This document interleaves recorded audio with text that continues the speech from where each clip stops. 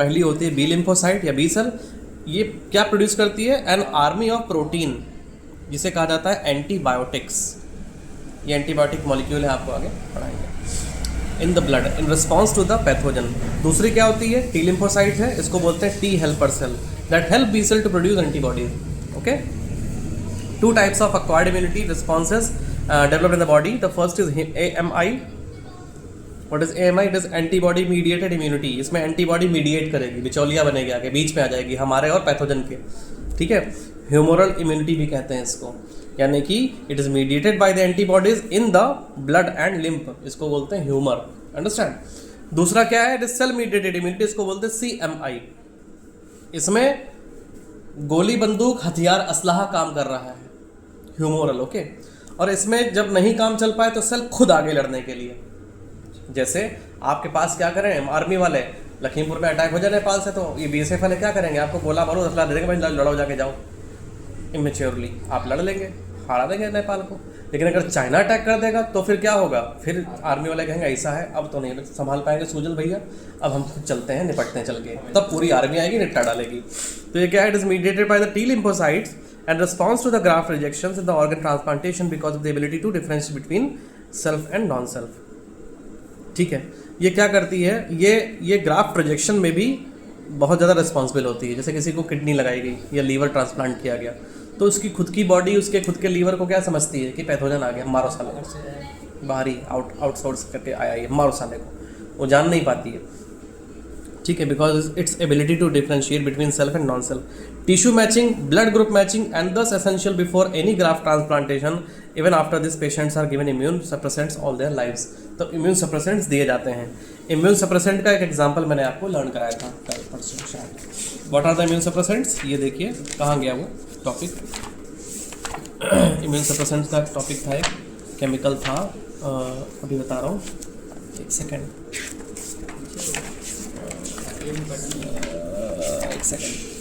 नहीं था, साइक्लोस्पोरिन ए और पीछे साइक्लोस्पोरिन ए है और एक और देखो, दो है। कहाँ गया? ये देखिए, साइक्लोस्पोरिन ए एक ऐसा केमिकल है जो ट्राइकोडर्मा पॉलिस्पर्म नाम के फंगस से ऑब्टेन होता है, और ये इम्यूनोसप्रेसिव एजेंट की तरह काम करता है जब ऑर्गन ट्रांसप्लांट किया जाता है पेशेंट्स का। पहले क्या करते हैं? दोनों पेशेंट को भर्ती करते हैं, एडमिट करते हैं, बॉडी को प्रिपेयर करते हैं ऑपरेशन के लिए, और जो रिसीवर है, रेसिपिएंट, जिसमें लगनी है किडनी या लीवर या कोई ऑर्गन, उसके इम्यून सिस्टम को, उसकी आर्मी को शांत कराया जाता है कि कोई बात नहीं है, सब ठीक है, तुम सो जाओ चुपचाप दवाई देके।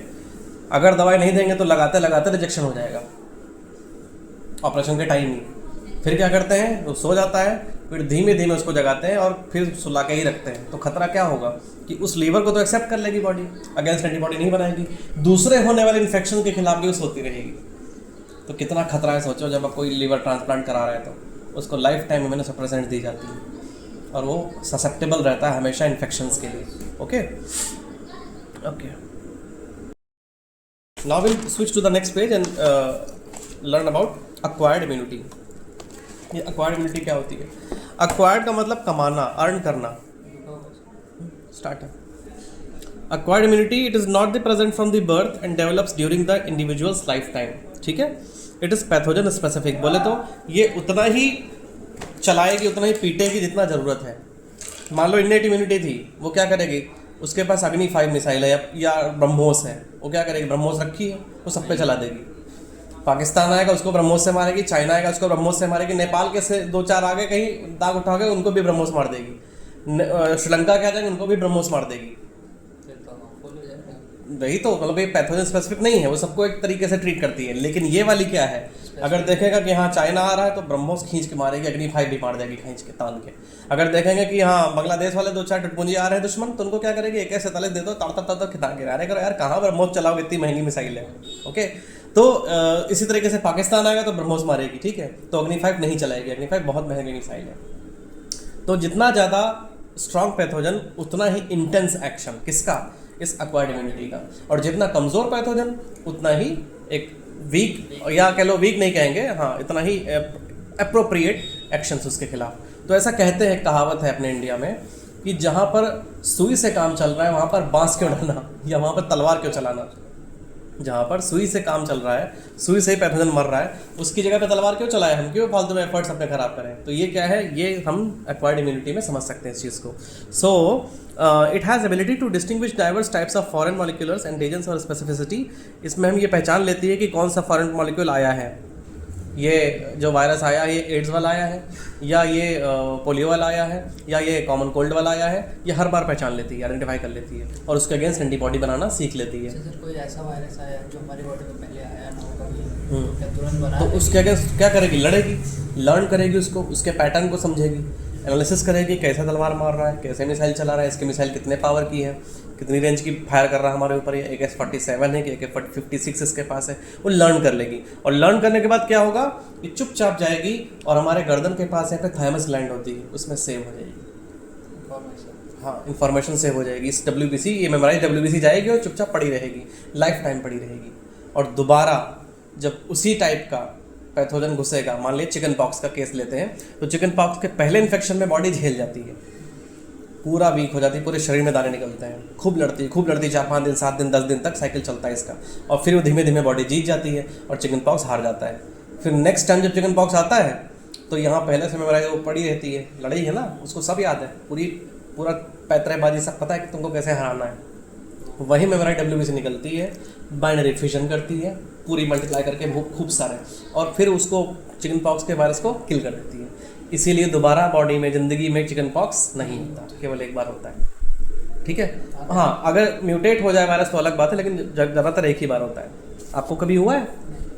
ईश्वर करे ना हो, बहुत बुरी बीमारी है मुझे हो चुका है, लेकिन अब मुझे कभी नहीं होगा। ठीक है, तो अच्छा बताओ, वो अच्छा इंसान है जिसको हो चुका है, या वो सेफ है जिसको नहीं हुआ है? तो यू आर वल्नरेबल, मतलब आपको हो सकता है। मैं चिंता मुक्त हूँ क्योंकि मैं झेल चुका हूँ। इसीलिए चीज़ों को सीखना या लड़ना या संघर्ष करना जरूरी होता है। अगर आप संघर्ष कर रहे हो तो आपको फर्क नहीं पड़ेगा। जिसको काउ पॉक्स हो जाता था उसको कहते थे चिकन पॉक्स। हाँ, वो सेम, क्योंकि कुछ म्यूटेट होते हैं ना, उनके जीन कुछ कॉमन होते हैं, इसलिए वो लर्न कर लेती है, एबिलिटी होती है WBC की बहुत तगड़ी। वो जान जाती है कि हाँ कुछ मिलता जुलता है, इसको साले को ऐसे ही मारो, क्या पता मर ही जाए। हम लोग ना तुक्का लगाते हैं, देखो कि हाँ स्क्रू ड्राइवर लगा वाला शायद खुल ही जाए, ये वाला स्क्रू, कभी कभी तुक्का लग जाता है, वैसे वो भी काम करती है। तो मतलब हमारी WBC के पास खुद का ब्रेन है, कितनी बड़ी बात है, देखो। हाँ आगे बढ़ते हैं। तो ये जो मैंने जो कहानी सुनाई है उसमें लिखी हुई है, when the immune system encounters a pathogen for the first time, इसको बोलते हैं प्राइमरी रिस्पॉन्स। ये वीक होता है और बहुत ही स्लो होता है और बहुत धीमे धीमे काम करता है, इसीलिए बॉडी हमारी इन्फेक्ट हो जाती है चिकन पॉक्स से।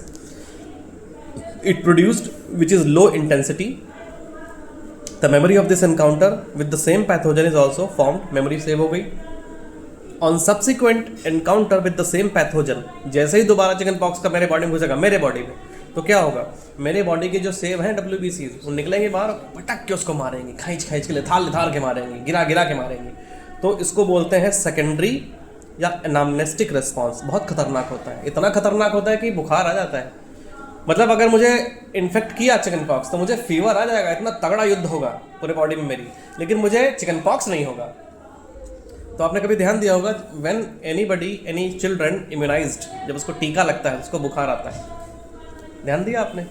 नहीं ध्यान दिया तो जान लीजिए, अगर आपको टीका लगा है और बुखार आया है, मीन्स टीका आपका वर्क कर रहा है। अगर बुखार नहीं आया है मतलब टीका वर्क कम कर रहा है या नहीं कर रहा है। ठीक है, तो इट इज़ द सेकेंडरी और anamnestic response which is a very high intensity and because of the memory of the first encounter. ठीक है, तो याद रखिएगा सेकेंडरी रिस्पॉन्स हमेशा खतरनाक होता है। फॉर एग्जाम्पल, अगर आपके दुश्मन घुस जाए कोई इंडिया में, आ जाए म्यांमार वाले, तो क्या होगा, पहली बार क्या होगा, उनको समझ नहीं पाएंगे, क्योंकि म्यांमार से कभी लड़ाई नहीं है हमारी।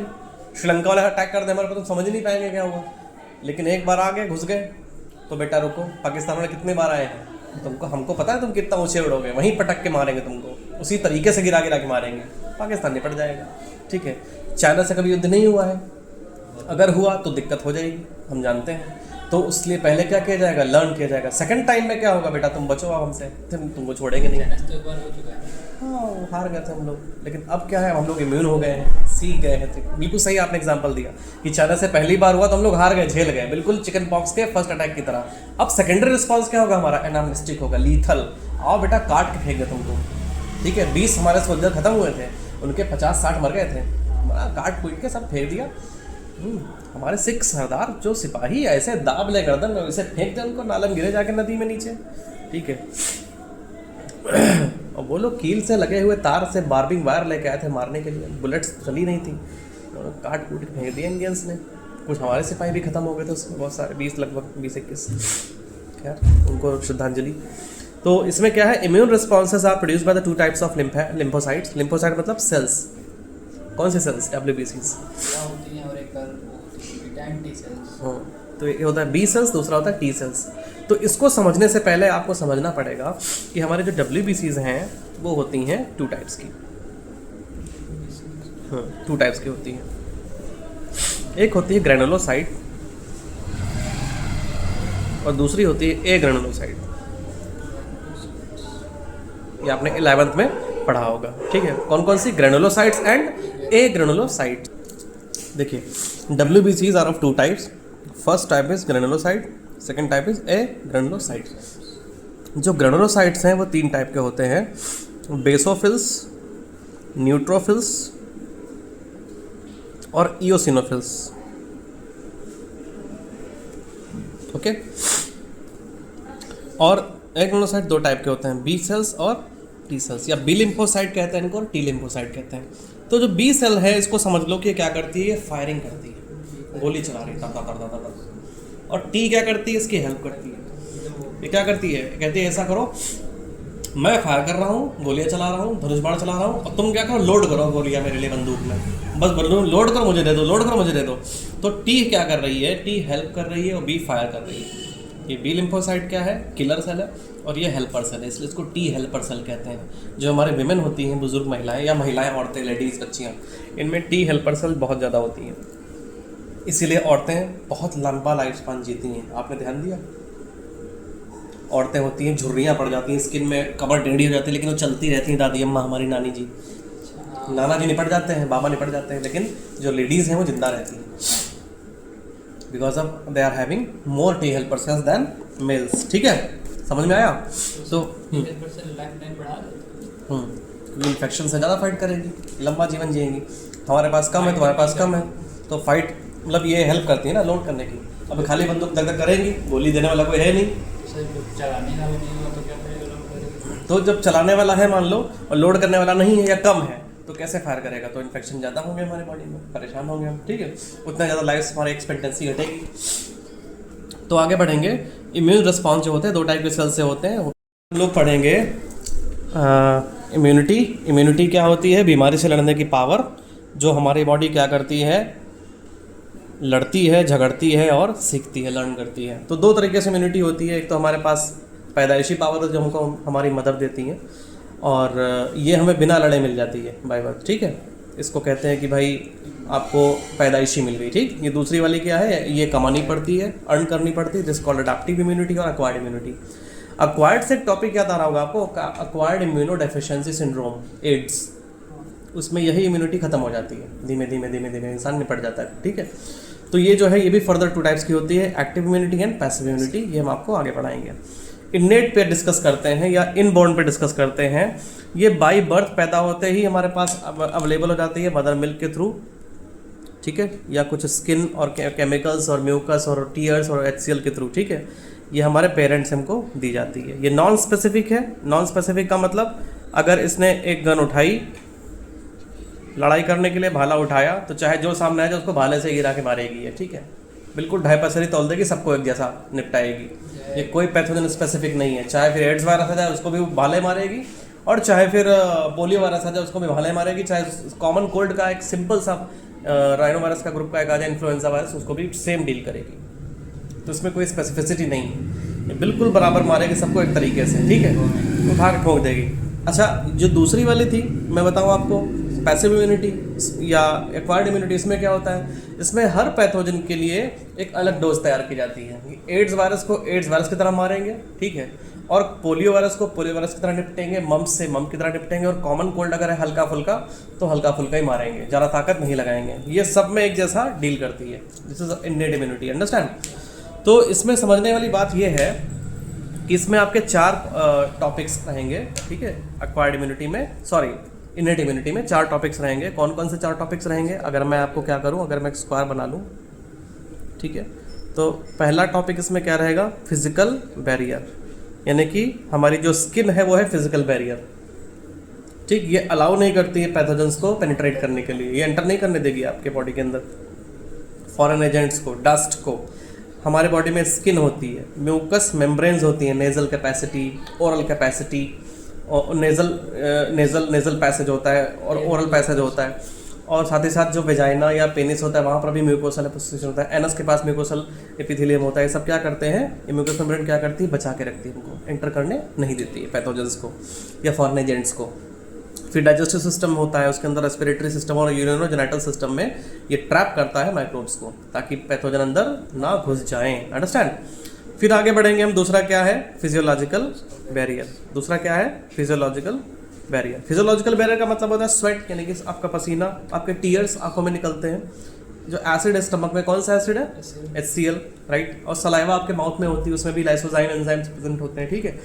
वैसे कौन सा एंजाइम होता है सलाइवा में? सलाइवरी हिमालयस या टाइलिन बोलते हैं उसको, वो डाइजेस्ट कर डालता है, ठीक है। और फिर माउथ में क्या होता है? माइक्रोबियल ग्रोथ को रोकता है वो, अंडरस्टैंड। तो हमारा मुंह हमेशा वेट रहता है, माउथ सलाइवा, हमारी आंखें हमेशा वेट रहती हैं, हमारे जेनिटल ट्रैक्ट हमेशा लगभग वेट रहते हैं, लिप्स हमेशा वेट रहती हैं। अगर आपके बॉडी में पानी की कमी हो जाएगी, डिहाइड्रेट हो जाओगे, तो आपको तुरंत होंठ फटने लगते हैं। ध्यान दिया आपने? क्यों? क्योंकि हमारे बॉडी में पानी की डेफिशिएंसी होने पे बॉडी के अंदर डिहाइड्रेशन होता है, और वो फिर क्या होता है? फिर फाइट करने की कैपेसिटी पैथोजन से धीमे धीमे डिक्रीज हो जाती है। इसलिए पानी हाइड्रेटेड रहना चाहिए आपको। तीसरा है सेलुलर बैरियर। हाइड्रेशन का बेस्ट सोर्स वाटर, पानी पीते रहिए लगातार। 8 लीटर पानी कैसे पिए? 8 लीटर नहीं, हाँ 3 से 4 लीटर डेली आपको पीना ही पड़ेगा। एनी हाउ वो तो मेंटेन रखना पड़ेगा बॉडी में, चाहे जैसे पियो, गुनगुना करके पियो, कुछ उसमें इलेक्ट्रोलाइट डालो, ORS डालो, चीनी डालो, नमक डालो, कुछ भी, नींबू पानी डाल लो, पी लो, कुछ भी करके लिक्विड लेना ही लेना है। बेस्ट कौन सा होता है? बेस्ट होता है आपका नींबू पानी, क्योंकि इसमें सोडियम पोटेशियम दोनों मिल जाते हैं, सिट्रिक एसिड मिल जाता है, होता है वो नीचे होता है। इलेक्ट्रोलाइट होते हैं सोडियम और पोटेशियम के। सबसे अच्छा ORS पी लो, नमक डालो चुटकी भर, 1 चम्मच चीनी डालो, नींबू निचोड़ो, पी जाओ, दैट्स बेस्ट फॉर यू। तो क्या होगा? आपके नर्वस सिस्टम चलता रहेगा अच्छा से, इम्यूनिटी आपकी अच्छी रहेगी। और आपको एक बात और बताऊं, जो ब्रेन हमारा है उसको क्या चाहिए पता है? वाटर। अगर आप पढ़ने वाले बच्चे हो तो आपको पानी अगर नहीं मिला तो आपकी मेमोरी वीक हो जाएगी, इसलिए आपको लगातार पानी पी के रट्टा मारना चाहिए। ऐसा बोलते हैं, पानी पी के रट्टा मारे हो क्या? मतलब पानी पी के लर्न करना चाहिए, जल्दी याद होता है।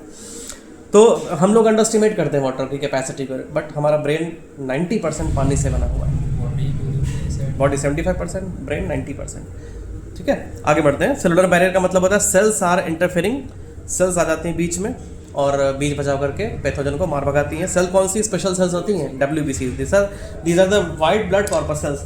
खाओगे? ओके। तो ये क्या है? वाइट ब्लड कॉर्पसेल्स क्या करती हैं? इसमें स्पेशल होती हैं PMNL, ये आप फुल फॉर्म याद रखना, एग्जाम में आएगा। पॉलीमॉर्फो न्यूक्लियर ल्यूकोसाइट्स, और दूसरी होती है मोनोसाइट्स, इनको बोलते हैं नेचुरल किलर्स, लिम्फोसाइट, ठीक है। And the macrophages phagocytosis and destroy the microbes, यानी कि मार के खा जाती हैं, ये लील जाती हैं, निकल जाती हैं, किसको? पैथोजेंस को, माइक्रोब्स को, ठीक है। खा भी लेती हैं, इनगल्फ कर लेती हैं, इससे को काम नहीं होते। उनके अंदर एंजाइम्स और मैकेनिज्म पहले से ही है। फॉर एग्जाम्पल, अगर मगरमच्छ निकल गया किसी आदमी को, उसके पेट में पहले से HCl मौजूद है, उसको डाइजेस्ट कर डालेगा। आगे बढ़ते हैं। Cytokine barrier. खाने के बाद पत्थर खा लेते हैं। हाँ, पत्थर खा जाते हैं वो डाइजेस्ट कर डालते हैं, गला देते हैं HCl से। इतना हार्ड है, इतना हार्ड है, ठीक है। हम खाएंगे तो हाँ, तो आपके पेट में फंस जाएगा, वो स्टक करेगा, फिर आपको ऑपरेट करके निकलवाना पड़ेगा। अगर म्यूकस ज़्यादा निकला पेट में, डिफेंस मैकेनिज्म, तो बॉडी से निकल जाएगा। छोटे छोटे बच्चे होते हैं, हम लोग सीड्स खा जाते हैं, सीड एज इट इज निकल जाते हैं, टमाटो के, चिली के। देखा आपने कभी?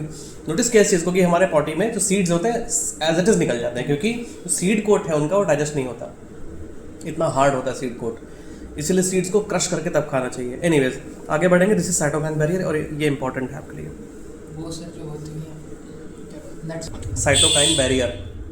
साइटोकाइन बैरियर क्या होते हैं? ध्यान से देखने का। ये हमारा हाथ है, यहाँ पर एक पैथोजन ने, वायरस ने अटैक किया हाथ की सेल पे। जैसे ही यहाँ की सेल क्या होगी? इन्फेक्ट होगी, इसको पता चल जाएगा अब हम जिंदा नहीं बचेंगे, मर जाएंगे। तो ये मरने वाले होगी, उससे पहले क्या करेगी? ऐसे केमिकल सिक्रीट करेगी, और ये सेल है और ये क्या है, ये जो सेल के पास आया है इसको इन्फेक्ट करने के लिए, ये वायरस है। ये हमारा क्या है, वायरस है। ये हमारी रेड कलर की सेल है और ये रेड ब्लू कलर का वायरस है। जैसे ही इसने इसके ऊपर अटैक किया, ये समझ जाएगी कि मैं मरने वाली हूँ। ये क्या करेगी, ये कुछ ऐसे केमिकल सिक्रीट करेगी जो इस वायरस को चारों तरफ से सराउंडिंग कर देंगे, घेर लेंगे चारों तरफ से, और ये इसको उलझा के रख देगी। एक काम तो इसने ये किया। दूसरा क्या करेगी, हमारे WBCs यहाँ पेट्रोलिंग कर रही हैं, इनके पास एक वायरलेस मैसेज चला जाएगा कि जल्दी आओ, मैं मरने वाली हूँ, आसपास की सेल्स को बचा लो। तो ये कुछ ऐसे केमिकल रिलीज़ करेगी, ये इसी में इंटरफेयर हो जाएगा इसकी एक्टिविटी में, ये यहीं फंस के रह जाएगा। ये तब तक फंसा रहेगा जब तक कि नेबरिंग सेल जो पेट्रोलिंग कर रही है WBC, वो यहाँ आ नहीं जाती। और जैसे WBC आएगी, WBC उसको निपटा देगी, मार के खा जाएगी। ठीक है, तो ये क्या करती है, दो काम करती है। एक तो कुछ ऐसे प्रोटीन सिक्रेट करती है जो एक बाउंड्री वॉल बना देते हैं इसके चारों तरफ, बॉर्डर जनरेट कर देते हैं, और उसी में वो ट्रैप हो जाती है पैथोजन सेल। ठीक है, और ये WBC आ करके इसको फिर निपटा देती है, तो हमारे आस पड़ोस की सेल्स बच जाती हैं। तो सर जैसे अभी वो वायरस कोई ज़्यादा हार्मफुल हुआ और WBC उससे ना निपटा खत्म कर नहीं निपटा पाई तो फिर हमारी सेल्स मरने लगेंगी। एड्स वायरस केस में ऐसा होता है। अलर्ट चली जाएगी। एड्स वायरस में तो WBC खुद इन्फेक्ट हो जाती है, जो पुलिस वाले हैं वही मारे जाते हैं, मिलिट्री वाले खुद मार दिए जाते हैं, तो कहाँ से डिफेंस मैकेनिज्म बचेगा। एड्स ब्लड को करेगा तो ब्लड तो पूरा कैरी कर देगा। बिल्कुल बिल्कुल बिल्कुल बिल्कुल, तो ये इसीलिए खतरनाक बीमारी होती है HIV एड्स।